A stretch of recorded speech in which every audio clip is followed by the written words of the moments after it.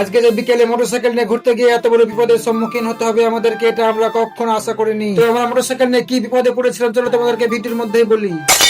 তো আজকে হচ্ছে শুক্রবার এবং আমাদের মাদ্রাসা ছুটির দিন, তাই আমার ঘুম থেকে উঠতে বেলা 11টা বেজে যায়। তাই মুখ হাত দিয়ে সকালে চা খেয়ে নি। আর আজকে যেহেতু আমার ঘুম থেকে উঠতে দেরি হয়ে গেছে এবং জুম্মার দিন, তাই সকাল সকাল গোসল করে পাঞ্জাবি পরে নামাজ পড়তে চলে যাই। তারপরে নামাজ পড়ে এসে খাবার দাবার খেয়ে আবার চলে যাই আমি ছাগলের জন্য কিছু খাবার আনতে। ওরা তো আর আমাদের মতন না যে মুখ ফুটে বলবে যে আমাদেরকে খিদে লেগেছে, তাই আমি চিন্তা ভাবনা করে তাদের জন্য খাবার এনে দিলাম। তারপরে আসরে নামাজ পড়ে আমি এবং আমার দুটো বন্ধু রওনা দিলাম হাটের দিকে ঘুগনি খাওয়ার জন্য। আর কি বলবো গাইস, ঘুগনি খেতে গিয়ে আমাদের মোটরসাইকেলের তেল শেষ হয়ে যায়। আর মোটরসাইকেলের তেল শেষ এমন জায়গায় হয়েছে যে আশেপাশে তেল ভরার দোকান নেই। মোটরসাইকেলটাকে একটু হেলে দিল্লি স্টার্ট নিয়ে নেয়। তারপরে একটু তেলের দোকানে গিয়ে তেল ভরে নিলাম। আর আজকে যে আমরা 3 বন্ধু ঘুরতে বের হয়েছিলাম তার কারণটা হচ্ছে যে ঘুগনি খাওয়ার জন্য। তো এখানে ঘুগনি খেতে আসার একটা কারণ হচ্ছে যে এখানে ঘুগনি খেতে অনেক মজা লাগে। আর আজকে আমাদের ঘুগনি খেতে আসতে দেরি হয়ে যায়, তার কারণে ঘুগনি ঠান্ডা হয়ে গিয়েছে। এখানে ঘুগনি গরম গরম খেলে তো অনেক মজা লাগে। তবে যেখানে যেখানে ঘুগনি খেয়েছে সেখানকার ঘুগনির চেয়ে এখানে ঘুগনি গুলো খেতে অনেক মজা। এই বলে আমি অন্যান্য মানুষের ঘুগনি দুর্নাম করছি না, আসলে যাকে যেখানে ঘুগনি খেতে ভালো লাগে, আমাকে যেমন এখানে ঘুগনি খেতে ভালো লাগে।